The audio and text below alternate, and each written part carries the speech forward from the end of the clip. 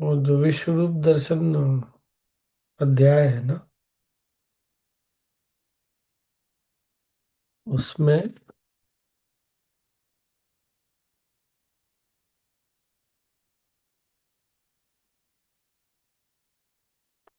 भगवान एक जगह बोल रहे हैं, तुम अपने दिव्य नेत्रों से जिस रूप का दर्शन कर रहे हो, उसे न तो वेदाध्ययन से, न कठिन तपस्या से, न दान से, न पूजा से ही जाना जा सकता है। कोई इन साधनों के द्वारा मुझे मेरे रूप में नहीं देख सकता। आगे, हे अर्जुन, केवल अनन्य भक्ति द्वारा मुझे उस रूप में समझा जा सकता है जिस रूप में मैं तुम्हारे समक्ष खड़ा हूं, और इसी प्रकार मेरा साक्षात दर्शन भी किया जा सकता है।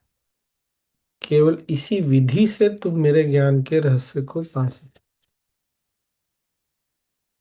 आगे, हे अर्जुन, जो व्यक्ति सकाम कर्मों तथा मनोधर्म के कल्मश से मुक्त होकर मेरी शुद्ध भक्ति में तत्पर रहता है,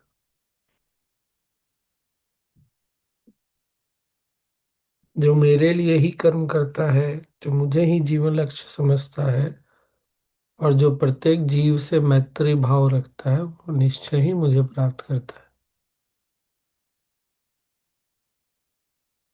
आपको ऐसा लगता है कि इसमें संयम आ गया? नहीं। जी।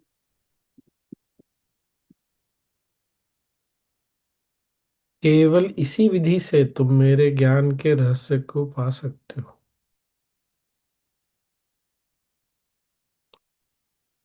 भक्त्या त्वनन्या शक्य अहमेव विधोऽर्जुन, ज्ञातुम द्रष्टुम च तत्वेन प्रवेष्टुम च परन्तप। नाहं वेदैर्न तपसा न दानेन च न चेज्यया, शक्य एवं विधो द्रष्टुम दृष्टवानसि माम यथा। तुम अपने दिव्य नेत्रों से हम्म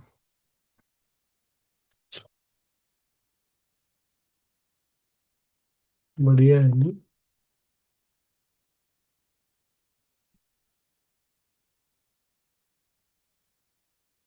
चलो पारुल, आज तुम पढ़ो। हाँ स्वामी जी।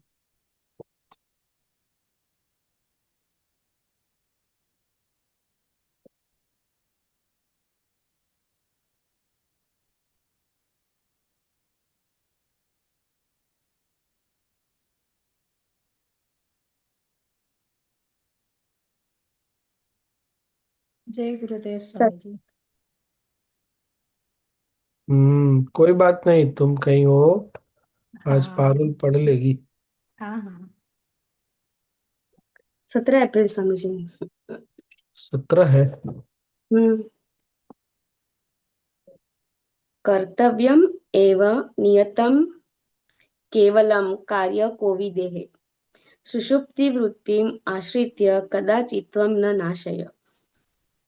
काल ने आगे कहा, हे महर्षि, क्रोध मत करे, यह विनाश की राह है। जो होना है वह होगा ही, इस सत्य को धारण करो। हम मिथ्याभिमान को अपने पर हावी नहीं होने देना चाहिए। हमें मिथ्याभिमान को अपने पर हावी नहीं होने देना चाहिए।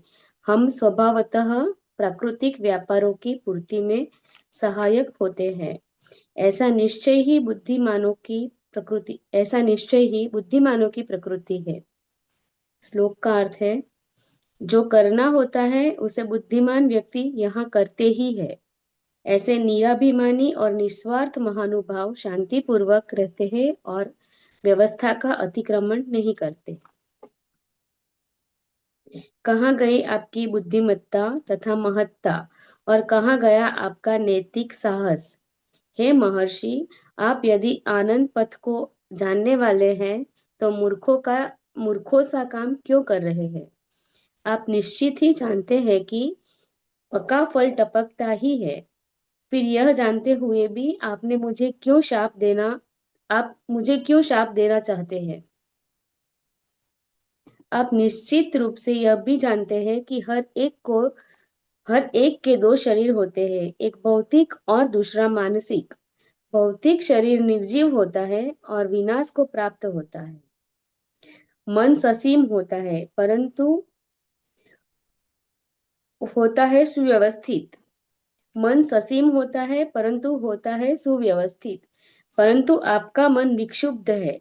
मन अपनी धुन पर शरीर को नचाता है और तरह तरह के खेल खिलाता है। मानसिक कार्य ही कर्म होते हैं। उसके मतलब मन के विचार बंधन में डालते हैं और उसकी विशुद्ध स्थिति मोक्ष होती है। यह मन ही है जो शरीर को सभी विभिन्न अवयवों के साथ उत्पन्न करता है। मन स्वयं ही सचेत या अचेत प्राणी है।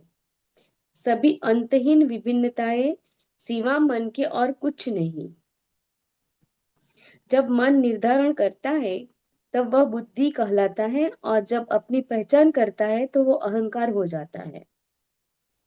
भौतिक शरीर तो मात्र भौतिक पदार्थ है, जबकि मन उसे अपना समझ बैठता है।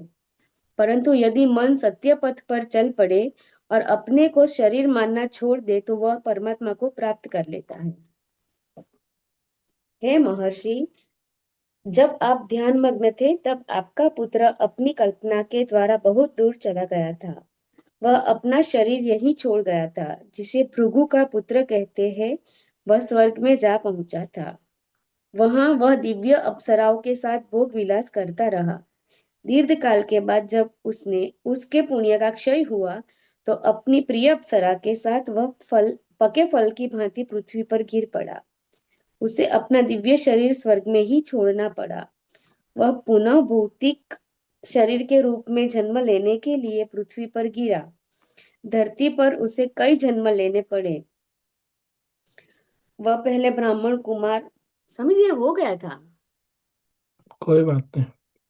इसमें मुख्य क्या है, आज ही गुरुदेव का एक वीडियो भी देखे प्रश्न के उत्तर में। वो मन को राक्षस है ऐसे करके कुछ बोल रहा था, तो गुरुदेव बोले मन को ऐसे नहीं देखो, मन ही फंसाता है और मन ही मुक्ति भी दिलाता है। यहाँ भी वही बोल रहा है। पर मन को किस रास्ते पे चलाते हो सारा इस बात पर निर्भर करता है। अगर मन अपने आप को शरीर समझता है तो बंधन में पड़ जाता है। जब वो मन अपने आप को अनंत समझता है तो मुक्ति की राह पकड़ लेता है। पढ़ो, आगे पढ़ लो 18। 18 अप्रैल। ननु विघ्नात् संसार गत्यो वयुअम उपदाम संपदा चेव गच्छामो हर्षामर्ष वशम विभो। वशिष्ठ ने कहा, काल यानी यम काल से उत्साहित होकर पुत्र का जीवन देखने के लिए ऋषि ने अपने ज्ञान चक्षुओं का आश्रय लिया। क्षण में ही उन्होंने अपने पुत्र के जन्म जन्मांतरों का विवरण प्राप्त कर लिया।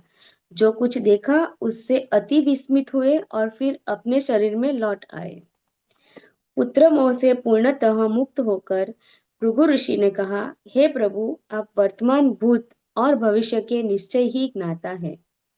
हमारी समझ बहुत कम है। संसार यद्यपि मिथ्या है फिर भी सत्य प्रतीत होता है और महाज्ञानी को भी भरमा देता है। मन अपनी कल्पनाओं के द्वारा जो माया रचता है, आप उसके ज्ञाता है। मेरा यह पुत्र मरा नहीं, यद्यपि मैं उसे मरा जानकर संयम खो बैठा था। मैंने सोचा कि समय से पहले ही मेरा पुत्र मुझसे छीन लिया गया है। श्लोक का अर्थ है, प्रभु, हम सांसारिक घटनाओं को ही समझते हैं और जो हमें शुभ प्रतीत होती है उससे हम आनंदित हो उठते हैं, और जो अशुभ होती है उससे हम दुखी हो जाते हैं। इस संसार में हम्म, ये हम सबके लिए सही है नहीं?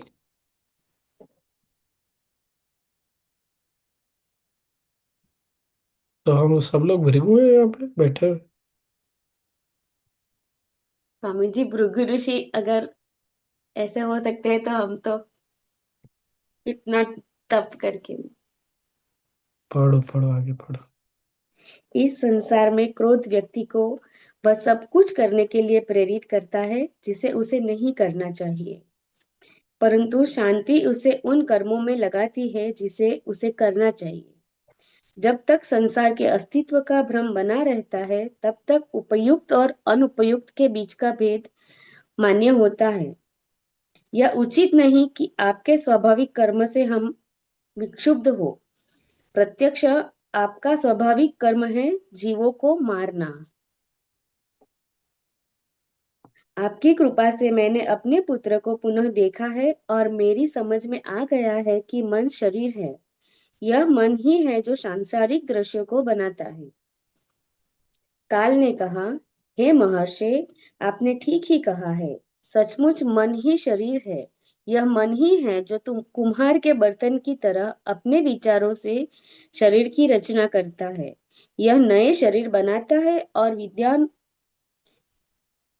जो विद्वान है उसका नाश करता है, और वह भी मात्र इच्छा करके। यह भी स्पष्ट है कि मन में वह शक्ति भी विद्यमान है जिससे वह विभ्रम खड़ा कर देता है। गलत बातें सोच लेना है और आकाश में सिक्के की रचना कर लेता है। यहाँ तक कि वह अपने भीतर शरीर की रचना भी कर लेता है। परंतु अज्ञानी व्यक्ति अपने दृष्टिकोण के कारण अपने भौतिक शरीर को मन से भिन्न समझता है। जागृति, स्वप्न और निद्रा के तीनों लोक मन की शक्तियों की अभिव्यक्ति के अतिरिक्त कुछ भी नहीं। इस अभिव्यक्ति को न वास्तविक कह सकते हैं न मिथ्या ही। जब मन संसक्ति के कारण विभिन्नता की धारणा बनाता है तो वह विभिन्नता देखता है। ये वाला लाइन बहुत अच्छा है। श्लोक के अर्थ के बाद जो पढ़ा है ना, एक लाइन पढ़ो। इस संसार में क्रोध व्यक्ति को वह सब कुछ करने के लिए प्रेरित करता है जिसे उसे नहीं करना चाहिए, परंतु शांति उसे उन कर्मों में लगाती है जिसे उसे करना चाहिए। क्यों शांति में हमको जीना है, क्यों शांति चाहिए जीवन।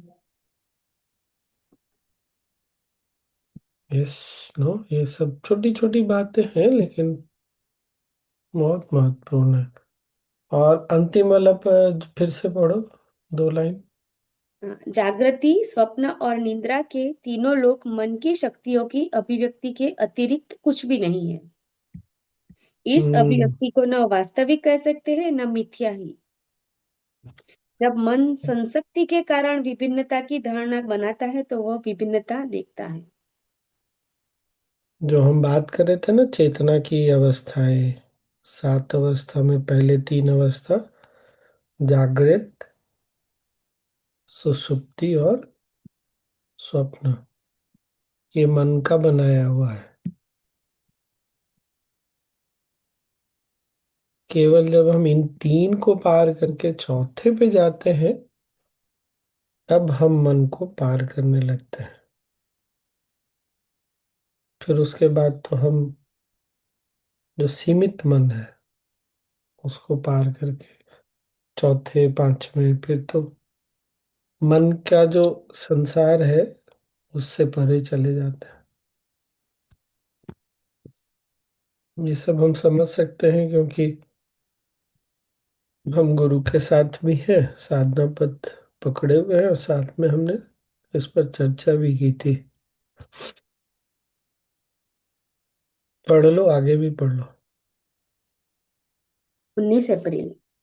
नास्ति बंधो न मोक्षोस्ति तन्मयस्तित्व लक्ष्यते ग्रस्तम नित्यम अनित्येन मायामयम अहो जगत।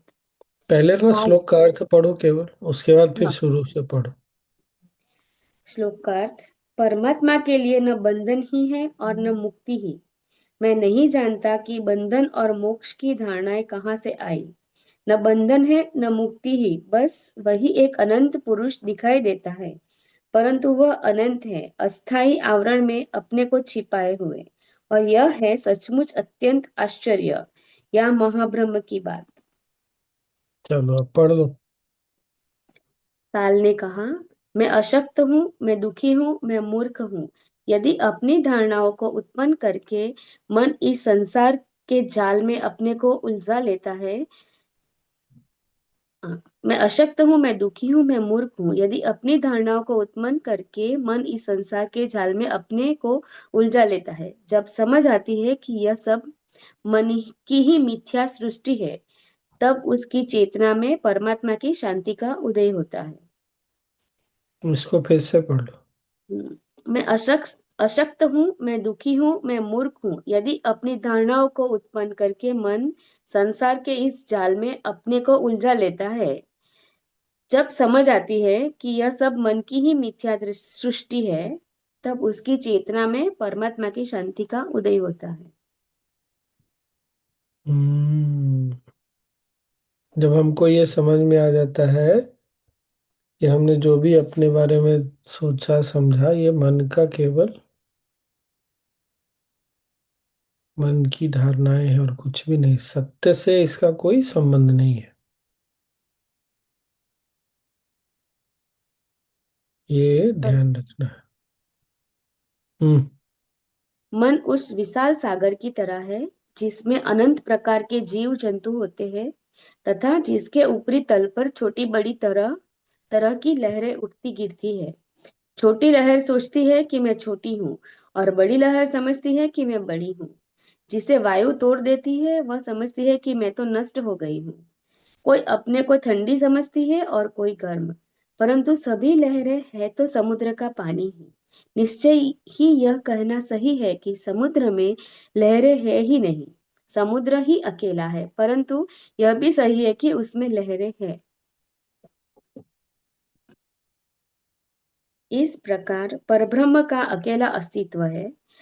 वह सर्वशक्तिमान है, इसीलिए उसकी अनंत शक्तियों की अभिव्यक्ति इस ब्रह्मांड में अनंत विविधताओं के रूप में प्रकट होती है। अपनी कल्पना के सिवा विविधता का कहीं वास्तविक अस्तित्व नहीं। यह सब कुछ ब्रह्म ही है, यही स्थापित सत्य है। अन्य सभी धारणाओं का त्याग करें। जैसे लहरें समुद्र से भिन्न नहीं है, वैसे ही सभी पदार्थ ब्रह्म से भिन्न नहीं। जिस प्रकार बीज में भावी वृक्ष छिपा रहता है, उसी प्रकार ब्रह्म में संपूर्ण ब्रह्मांड सदा अवस्थित रहता है। जिस प्रकार सूर्य के प्रकाश से बहुरंगा इंद्रधनुष उत्पन्न होता है, उसी प्रकार यह सारी विविधता एक ही में दिखाई देती है। जिस प्रकार सजीव मकड़ी से जड़ जाल निःसृत होता है, उसी प्रकार यह जड़ संसार भी उसी असीम चेतना से उत्पन्न होता है। जिस प्रकार रेशम का कीड़ा कोया बनाता है और स्वयं उसमें जकड़ जाता है, उसी प्रकार जीव इस ब्रह्मांड की कल्पना कर लेता है और उसमें फंस जाता है। जिस प्रकार हाथी बिना प्रयास उस खंभे से भी अपने को मुक्त कर लेता है जिसके साथ वह बांधा गया होता है, उसी प्रकार आत्मा भी अपने को बंधन से मुक्त कर लेती है। श्लोक का अर्थ है, परमात्मा के लिए न बंधन ही है और न मुक्ति ही। मैं नहीं जानता कि बंधन और मोक्ष की धारणाएं कहाँ से आई। न बंधन है न मुक्ति ही, बस वही एक अनंत पुरुष दिखाई देता है, परंतु वह अनंत है, अस्थाई आवरण में अपने को छिपाए हुए। और यह है सचमुच अत्यंत आश्चर्य या महाब्रह्म की बात। अज्ञान और भ्रम के चक्र में चक्कर लगाते हुए जब कोई परम सत्य से संबंध ज्ञान की ओर उन्मुक्त होता है, तो उसका तत्क्षण उद्धार होता है। आइए हम वहीं चले जहां आपका पुत्र स्वर्ग का सुखभोग करने के बाद तप कर रहा है। इतना कहकर काल भृगु ऋषि को साथ ले चलने को उद्यत हुए। जब वशिष्ठ ने यह कथा सुनाई, तब 8वां दिन समाप्त हुआ और सभा विसर्जित हुई। हम्म। क्या भी। हाँ, वो जो श्लोक है ना,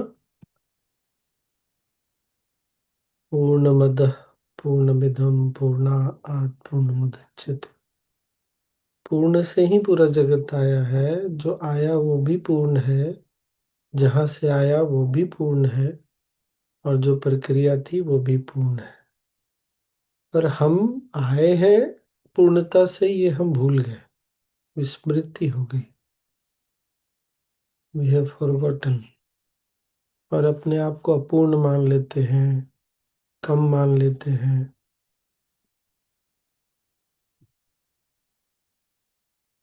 बस इसी को छोड़ना है।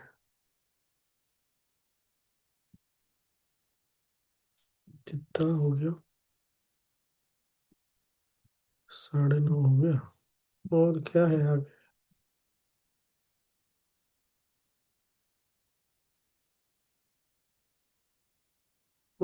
तो क्या?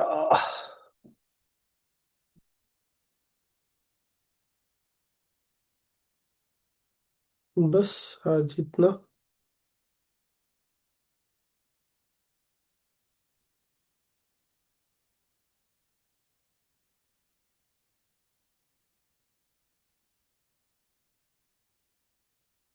क्या हम बोलने वाले थे?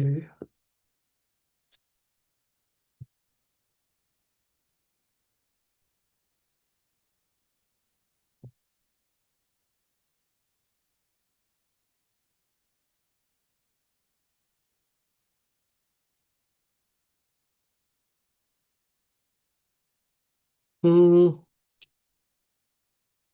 क्या बात करें? कुछ तो है नहीं।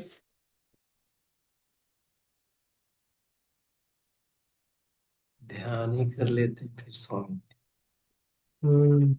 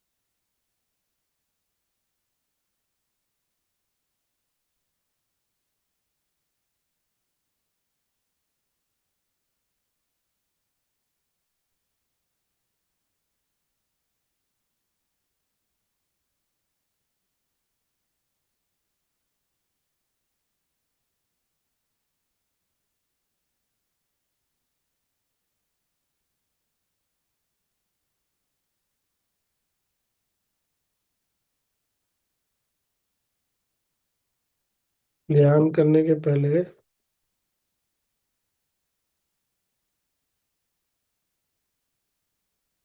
फिर गीता से। भौतिक प्रकृति 3 गुणों से युक्त है, सतो रजो और तमोगुण। जब शाश्वत जीव प्रकृति के संसर्ग में आता है तो वह इन गुणों से बंध जाता है।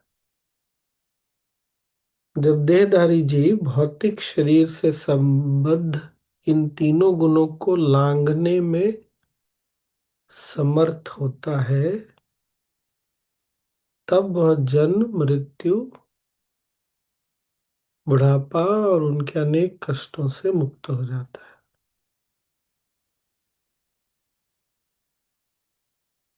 तो अभी विज्ञान ने भी उसको दूसरे शब्दों में बोला, मैं कहाँ मैंने सेव किया भूल गया। तमोगुण को पहले भी हमने बात किया है, तमोगुण को हर हाल में हमको पार करना है। वो रजोगुण से होगा, तमोगुण से सीधे सत्व में नहीं जाते। फिर रजोगुण से सत्व में जाते हैं, सत्व में स्थिर होना पड़ता है, और फिर सत्व के भी परे जाते हैं।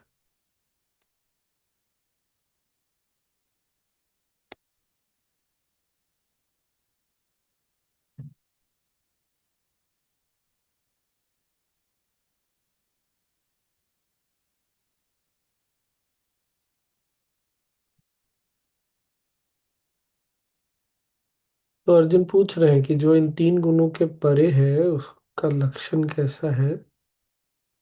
तो भगवान बताते हैं, जो प्रकाश, आसक्ति और मोह के उपस्थित होने पर न तो उनसे घृणा करता है और न लुप्त हो जाने पर उनकी इच्छा करता है।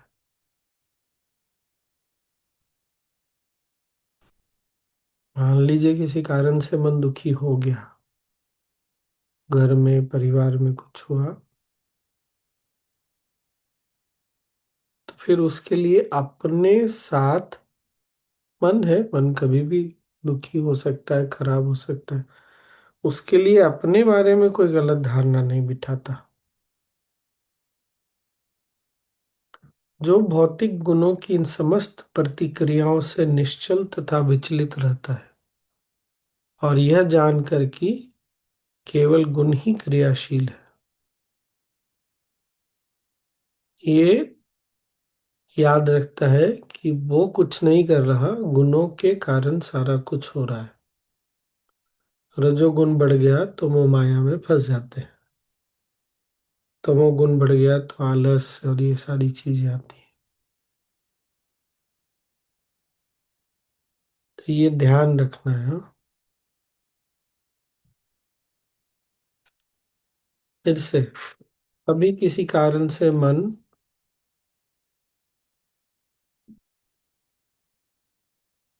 ऊपर नीचे होता है, तो ये याद रखना है हमारे अंदर गुण बदल रहे हैं और उसके अनुसार मन में परिवर्तन हो रहा है। ये हम नहीं है। हम कौन है? पूर्णमदः पूर्णमिदं पूर्णात् पूर्णमुदच्यते पूर्णस्य पूर्णमादाय पूर्णमेवावशिष्यते। हम पूर्ण से आए हैं, हम भी पूर्ण है। ये जगत भी पूर्ण है, केवल जगत में अलग अलग गुण के कारण अलग अलग कार्य हो रहे हैं।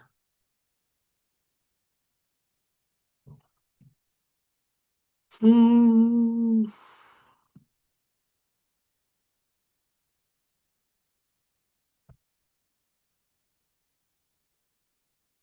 जो समस्त परिस्थितियों में एक भाव से पूर्ण भक्ति में प्रवृत्त होता है। किसी को याद आता है, हमने डिस्कस किया था इम्पेकेबल डिवोशन, अटूट श्रद्धा, याद आता है ना? वही है।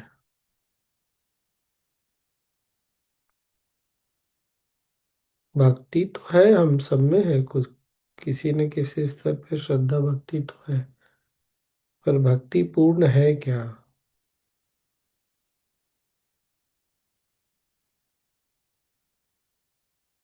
वह तुरंत ही प्रकृति के, जो समस्त परिस्थितियों के में एक भाव से पूर्ण भक्ति में प्रवृत्त होता है, वह तुरंत ही प्रकृति के गुणों को लांघ जाता है और इस प्रकार ब्रह्म के पद तक पहुंच जाता है। भक्ति, पूर्ण भक्ति, टूट भक्ति।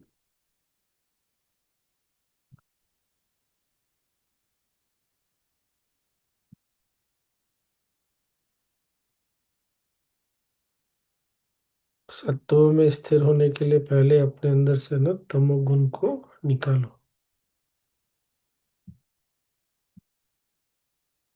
तमोगुण के लक्षण क्या है? पढ़ो, ये वाला अध्याय पूरा पढ़ो।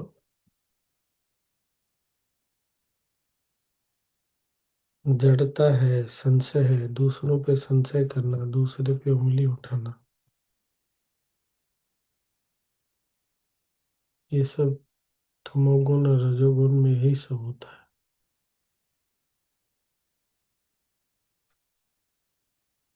जब तक तमोगुण से नहीं निकलते, नकारात्मकता, अंधकार, चारों तरफ केवल बुरे लोग ही दिखते, अच्छाई नहीं दिखती, यही नकारात्मक, निगेटिव, बहुत निगेटिव हो जाता है तमोगुण में।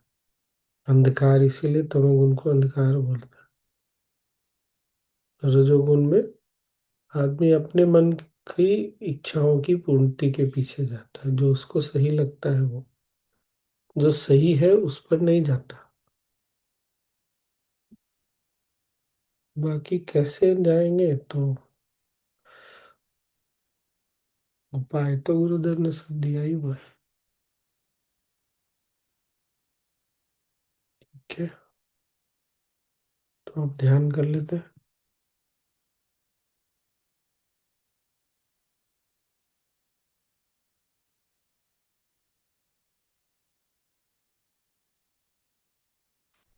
मैं आप लोगों को भी बताना चाह रहा था।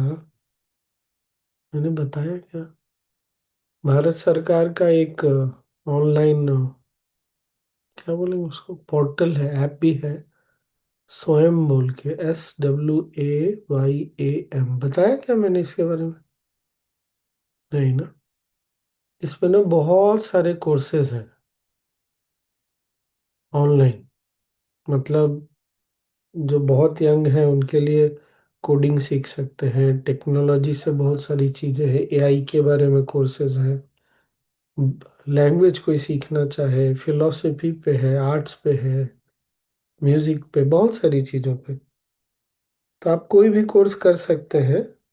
बहुत सारे कोर्सेज में ऐसा भी है कि आप एग्ज़ाम देना चाहें तो दे के सर्टिफिकेट भी ले सकते हैं, नहीं देना चाहें तो जाके ना एक बार एक्सप्लोर करिएगा। मैं गया था, मैंने हालांकि पीछे चल रहा हूँ क्योंकि भारत में था तभी ये सब कोर्स आरंभ हुआ। एक है इंडियन नॉलेज सिस्टम, जो भारत की ज्ञान, उसके बारे में पूरा पता चलता है। बहुत सारी चीजें हैं। बहुत बढ़िया रहेगा अगर कुछ आपको समझ में आता हो। अलग अलग लैंग्वेज में भी है। मतलब मराठी, बहुत सारे कोर्सेज मराठी में है, बहुत सारे कोर्सेज तमिल, तेलुगु, सारी भाषाओं में, ऐसे करके। स्वामी जी फिर ठीक है। से एक बार उसका नाम बता दीजिए आपका। स्वयं, SWAYAM, ग्रुप में डाल देना राहुल। और अगर ऐप तुम ढूंढ सकता है, एंड्रॉयड में तो है, मुझे एप्पल में भी मिला नहीं, तो उसका लिंक डाल देना। आप ठीक। दूसरों को भी बोल सकते हैं कि कोई कुछ कोर्स करना चाहे, यंग जनरेशन है, कोई जानना चाहता है कुछ, कर सकते हैं।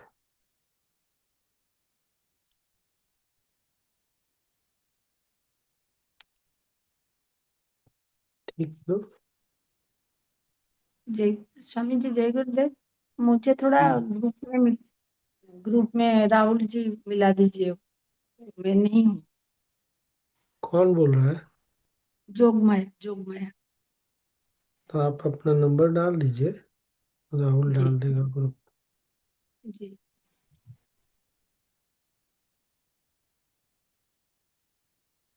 और किसी को कुछ? राहुल तुम ढूंढ लेगा क्या, हम तुमको भेजें?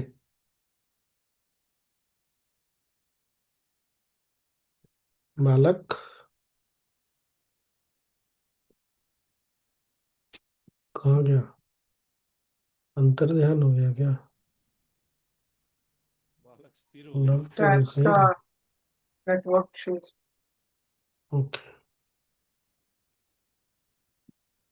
जैसे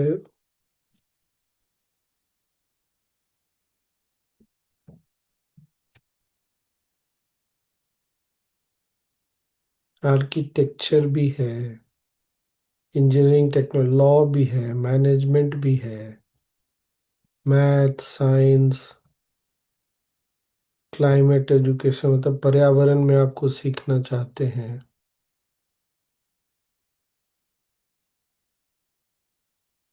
बहुत सारी चीजें हैं। चाइल्ड साइकोलॉजी के बारे में कुछ पढ़ना चाहते हैं, अलग अलग धर्मों पे कुछ जानना चाहते हैं, न्यूट्रिशन पर भी कोर्स है, बहुत सारी चीजें हैं। तो और अभी जैसा वो मैंने बताया ना, आर्ट ऑफ लिविंग चैनल पे एक पॉडकास्ट आया है कल। देखा कुछ लोगों ने? नहीं देखा? हिंदी में है, इंग्लिश में तो नहीं है। और हिंदी में है तो उसमें बता रहे थे ना, ये जो संवत्सर आरंभ हुआ, एक तो ट्रांसफॉर्मेशन का है और गुरु के द्वारा रूल्ड है। तो कुछ भी विद्या अर्जित करने के लिए बोल रहा था आशुतोष, बोल रहे थे आशुतोष जी की बहुत अच्छा समय।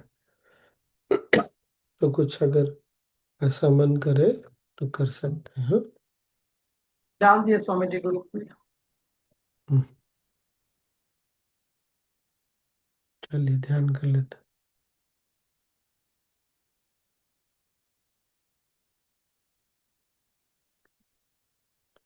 मैंने वो बताया था क्या? बताया था उस दिन, राहुल मिस किया था, प्रवीण जी ने भी मिस किया था। तो आज थोड़ा कर लेते हैं। एक तो क्या, वेगस नर्व को एक्टिव करने का और लेफ्ट और राइट में बैलेंस लाने के लिए।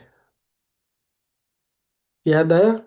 कौन कौन था उस दिन? हाँ, पारुल थी और कुछ काफी लोग नहीं भी थे। तो वो गुरुदेव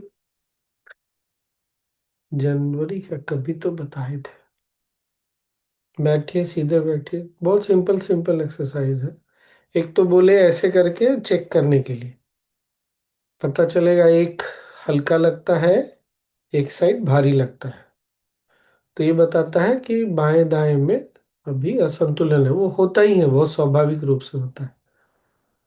तो क्या करना है, गर्दन दाएं साइड घुमाना है, पर आंख को उल्टी दिशा में दे, आंख से उल्टी दिशा में देखना है, बंद करके नहीं। फिर बीच में दूसरी ओर उल्टी दिशा में देखिए।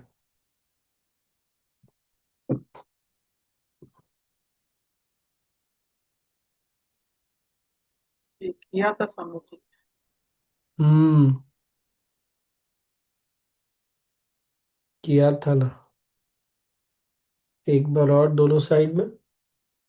और क्या था, किसी को याद है? करो, बताओ, ऐसे थोड़ी होता है। अनम्यूट करके बताओ। ऊपर ऐसे लेके जाना है, नीचे दृष्टि नीचे। नीचे देखना है, चलिए करिए। सर ऊपर है पर देखना सामने नीचे है। फिर नीचे लाना है, ऊपर की ओर देखना है।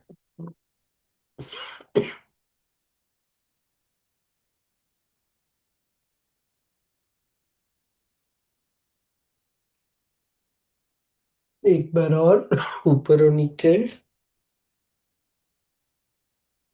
और क्या था? आंखों को घुमाना। कैसे घुमाना? क्लॉकवाइज एंटी बता। क्लॉकवाइज। क्लॉकवाइज मुझे तो एंटी नहीं होता है ऐसा। क्लॉकवाइज। हाँ चलो, घुमाओ।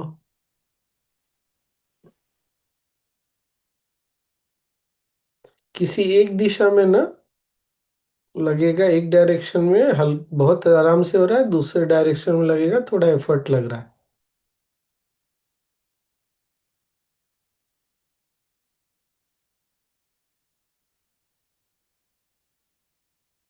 अच्छा, केवल 3 बार करना है, हाँ ये ध्यान रखना है, 3 से ज्यादा नहीं। फिर डायरेक्शन चेंज करके 3 बार करके, फिर डायरेक्शन चेंज करके 3 बार। वाह। और क्या था पारुल? और किसको याद है? शोल्डर अप एंड डाउन करना। है, वो भी था हाँ। ऐसे? अच्छा। मुंडी सीधा रख कैसे। हाँ,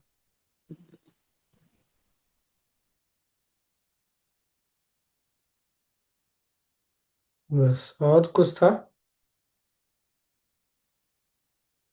और किसी को याद है? स्वामी जी वो एक नेक को बेंड करना है शोल्डर के तरफ, लेफ्ट साइड में बेंड करेंगे तो राइट साइड को देखना है,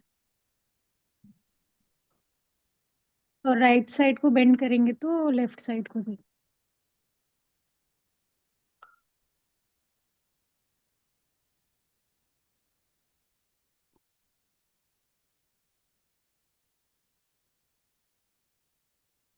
एक बार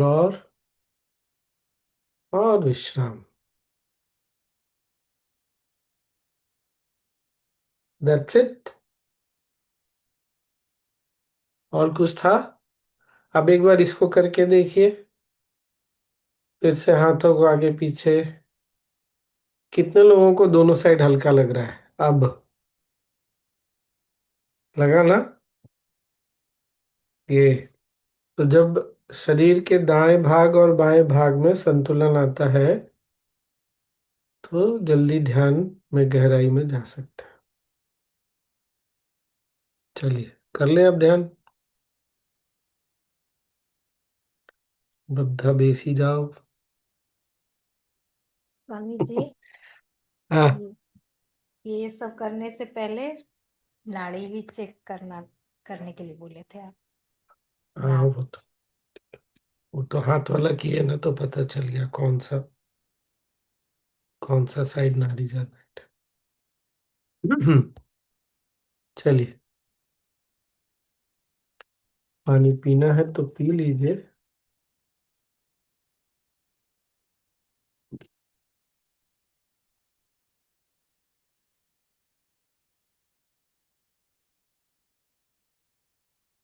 आंखें बंद। एक गहरी सांस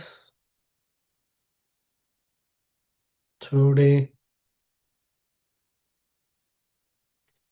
कंधों को ढीला छोड़ दें।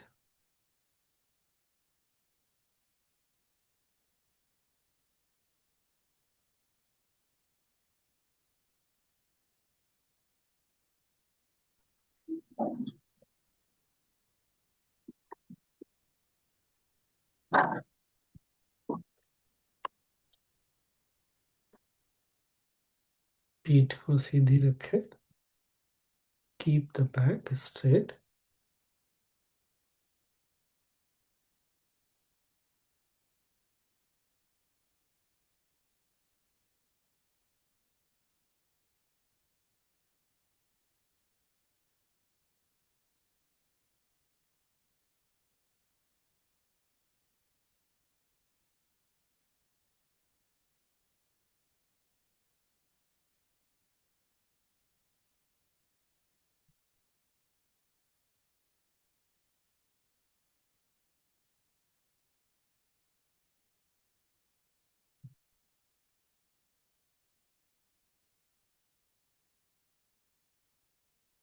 शरीर बैठा है, आंखें बंद है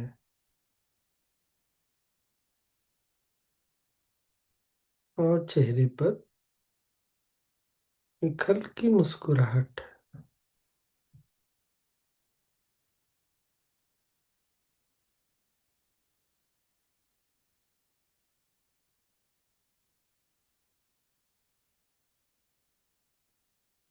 बंद आंखों से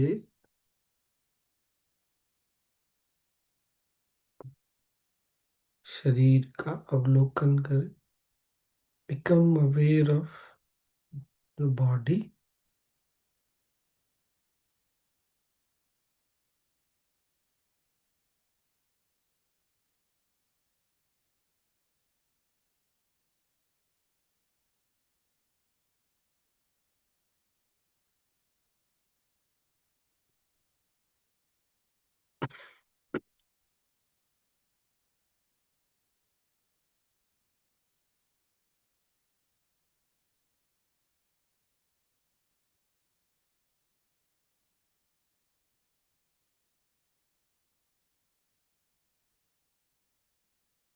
शरीर जैसा भी महसूस हो रहा है इस पल,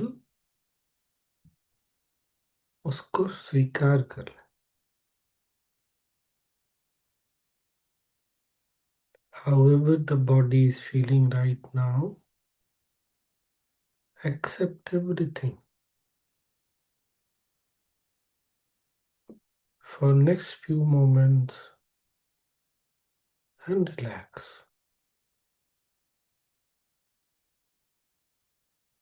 अगले कुछ पलों के लिए स्वीकार करके मन को ढीला छोड़ दें।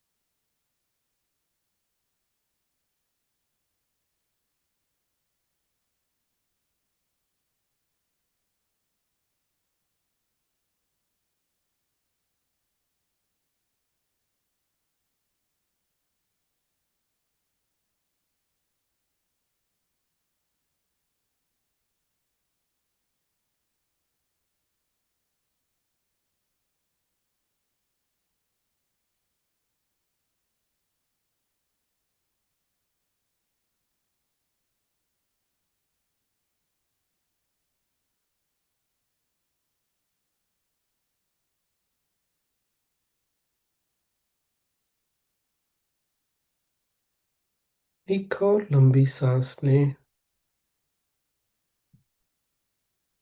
छोड़ें, विश्राम करें। Relax more and more.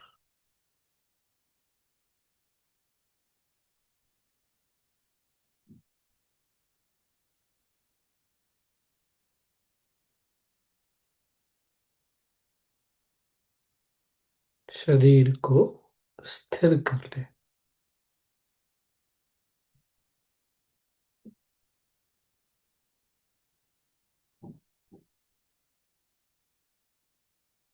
जैसे कोई पत्थर की मूर्ति।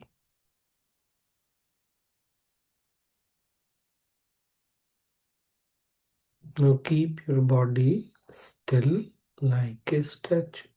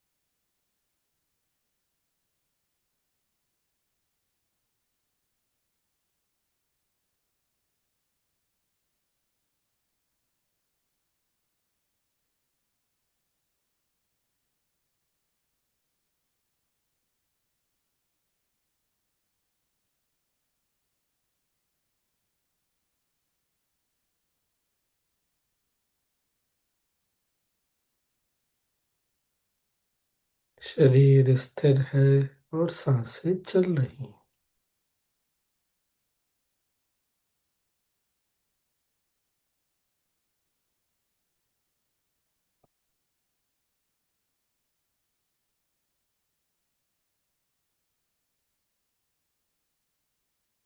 सांसों के चलन को देखें।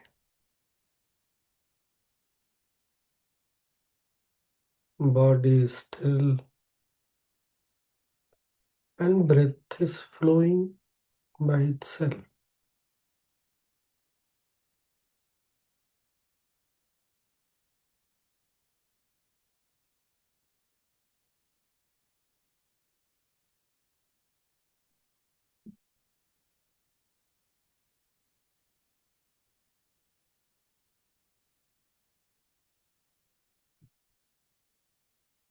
Become aware of the rhythm of the breath.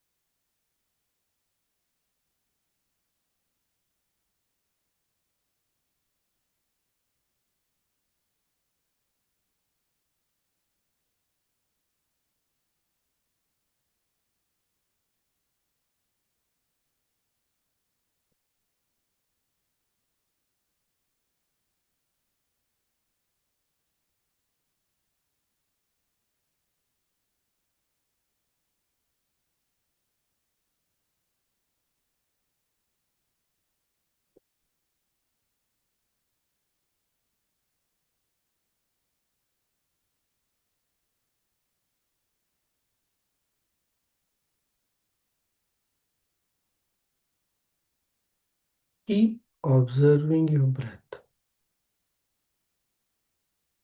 सांसों को देखते जाएं।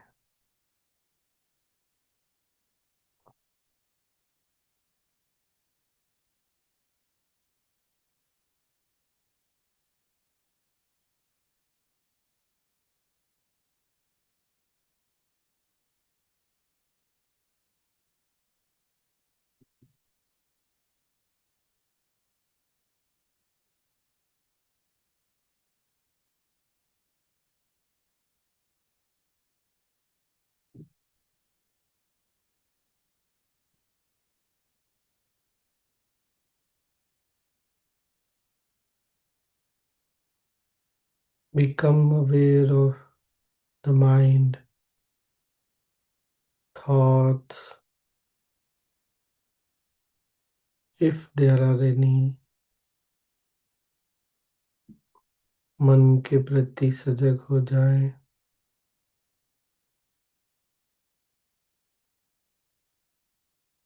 कोई विचार है तो उसको भी देखें।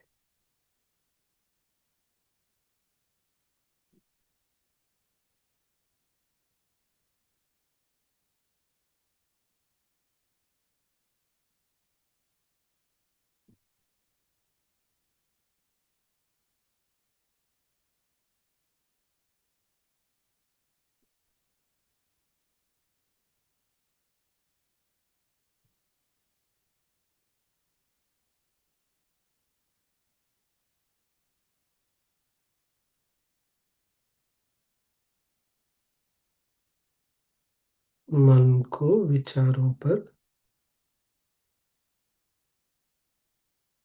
मन को विचारों को सांसों पर लेकर आए। Bring the mind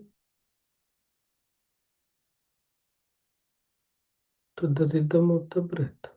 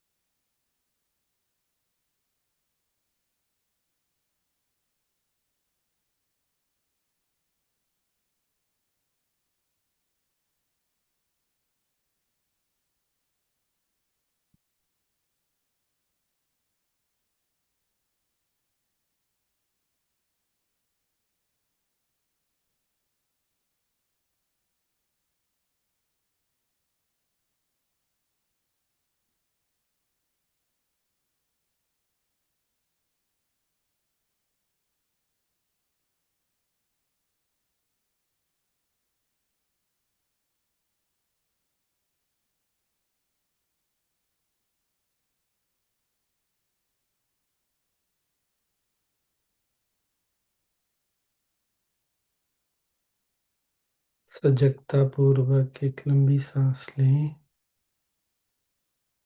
Consciously take a long breath और छोड़ते हुए विश्राम करें। सब कुछ छोड़कर विश्राम करें।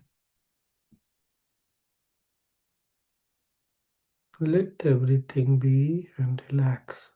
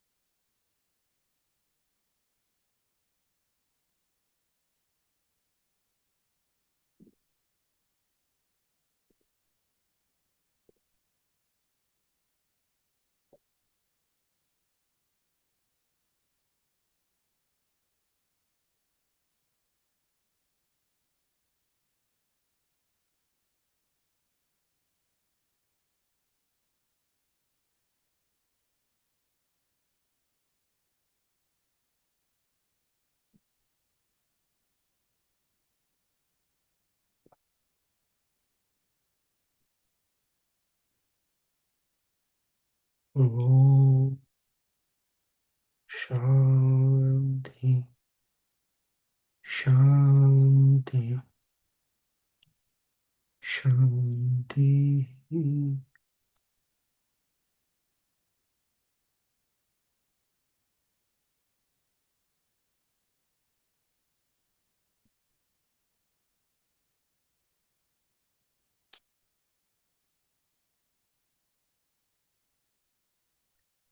शरीर और आसपास के प्रति सजग होते हुए सांस लें और छोड़ें।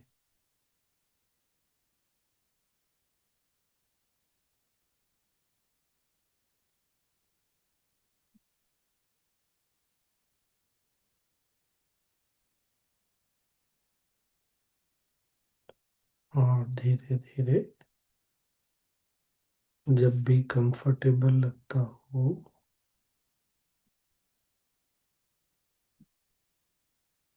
आंखें खोल सकते हैं।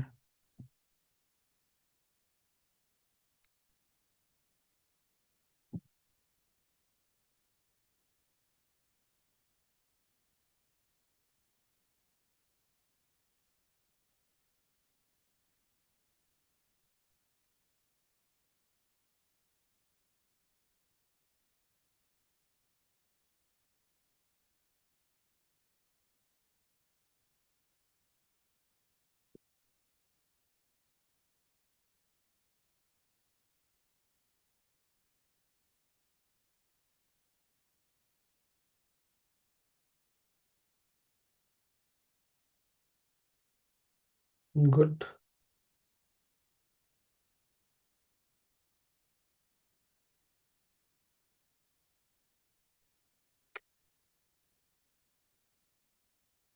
धीरे धीरे आंखें खोल सकते हैं।